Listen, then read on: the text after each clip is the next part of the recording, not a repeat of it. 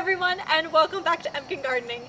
We did our fall plant haul and we're so excited. There's like a lull in the summer where plants are kind of tired and you just feel it, and then all the fall stuff starts coming out. We're in the middle of September now, so it just gives you that fresh take on things. The weather starts cooling off and we're pumped.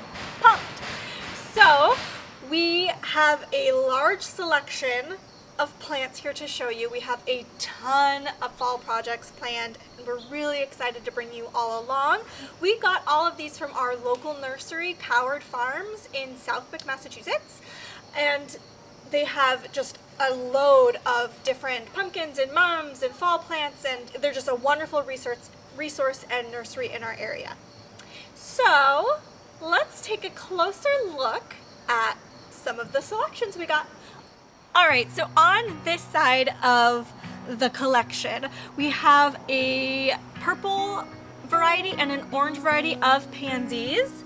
These are the big petaled pansies and wonderful for fall, and it kind of brings us into the Halloween time as well. These are great. They're going to bulk up a little bit and they're very cold hardy too. That's the wonderful thing about pansies, is that they'll last through those kind of colder weather, where some of the other annuals will start to fizzle out at that point. So we're hoping that all of these plants will bring us into November time. They might not bulk up crazy as if you were to plant them back in May or June, but they're going to last those colder days, which is great. So right behind them we have some purple cabbage. Great leaf structure, great space for your eye to go that breaks up the flowers and the petals of the different plants around it when you do start planting with it. Always love to have some ornamental cabbage in there. Right beside it we have some ornamental peppers. So these also offer a very unique texture when you're planting them or working with them in arrangements, just because of like the spindly peppers kind of growing out you like claws. They're just so fun to play around with, especially when it comes to like Halloween time. It's just a great add-in. Right next to it we have the Gold Rush, American Gold Rush Black-Eyed Susans. Now these get about 2 feet tall. These are a perennial in our area, so they'll be easy to tuck into the landscape when we're done with them. I like the American Gold Rush because of their more round, compact growth habit. It's a nice differentiation from the other like Goldstrum Black-Eyed Susans that do get about the same height, but they're more tall and free-flowing in the leaves compared to this American Gold Rush variety. So that's really exciting, and they're just so delicate and cute.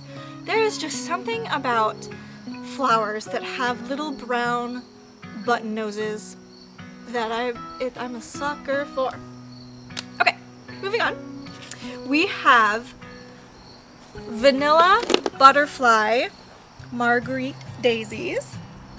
Now these are not perennials, these are annuals for us. They're beautiful and have a wonderful pale yellow bloom. These are heat tolerant. They are continuous bloomers. You do not have to deadhead them. If we were to have planted them earlier in the season and allowed them to go to their full potential height, they would have gotten up to like 3 feet by 20 inches. They will not get that height with us, but that's totally fine. It's just so nice to have delicate flowers and foliage. Their foliage is also very pretty and delicate, especially when you pair it right up next to like a bold leaf of the cabbage. Wonderful. And then right behind we have Ornamental Grasses. This is a Jester Millet, I am assuming. Really nice, bold leaf. Has like purple tones to it that is really great, connecting to the other kind of purples that we're pulling in. It is going to have a nice large plume that is going to start growing. The height is going to come from the plumes, so when they start growing, that's where all of that height is going to come from. But it's so nice. These are also annuals, so they will not come back for us, but wonderful to have as a big, bold statement in your garden in the fall. On this side of the bench, in the front, we have some perennial ivy. Now, ivy is a wonderful staple in any garden. It is a perennial in our area, and that at the end of the season before a hard frost, you just dig it up wherever it is, whether it's in the landscape or in like a container, however you're using it, and bring it inside the house for the rest of the season, for the winter. But ivy is such a wonderful addition to the garden. Right next to it is a charmed wine shamrock, and if you check out the leaves, they're in a shamrock formation, which is pretty cool. They have a beautiful white to blush flower. Let's see if I can get a good one. Right here. Just delicate, intermixed between the bold purple leaves, and I love the variegation that's on the leaves. It's like a deep purple with like a lighter purple on the inside. Such a wonderful plant. This is going to get about a foot tall. It is kind of already there, and it's going to spread out a little bit more. The charmed wine can do sun or shade, which is fantastic because if you're working in a shade garden, what a wonderful color in a shade garden. Perfect. This also can be used as a houseplant if, again, before the hard frost, you just take it in, pot it up inside. Moving right back, we have another Marguerite Daisy. This is a pure White Butterfly Marguerite Daisy. Again, these are annuals, but they're heat tolerant, continuous blooming. You do not have to deadhead them.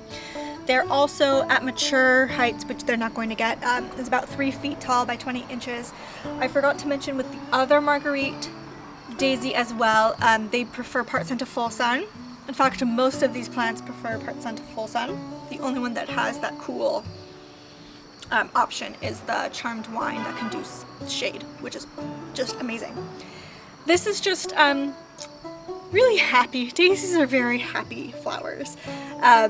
And just a smaller bloom than like a Shasta daisy would have, but they bulk out really nicely and again have just wonderful foliage.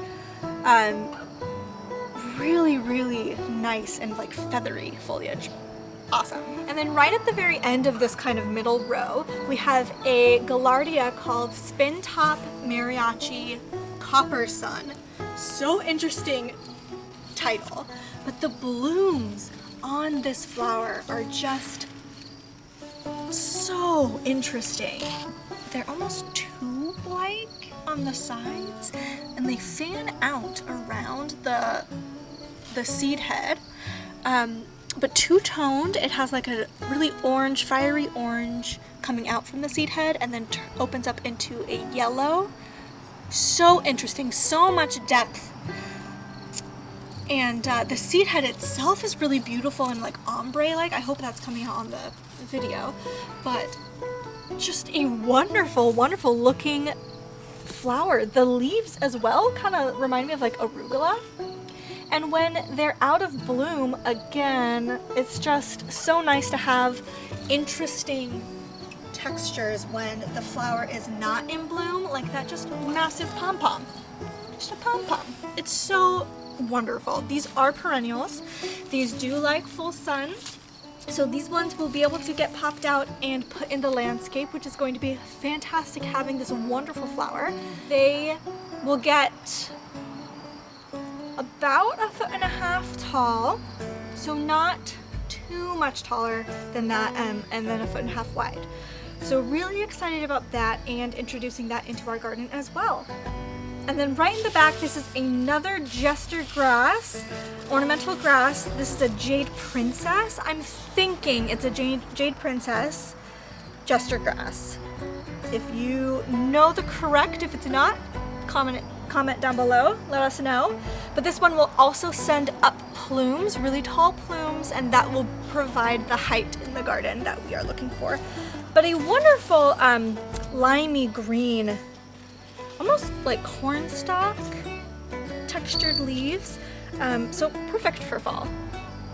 Thank you for watching this sneak peek on our fall plant haul, flowers galore. We're really excited about the upcoming projects that we get to do with these and to bring you along with us. So if you liked this video, give us a thumbs up, comment down below, subscribe to our channel to make sure you don't miss any of the fall festivities that we have going on for you. I hope you're having a great intro into your fall and a great day. Bye.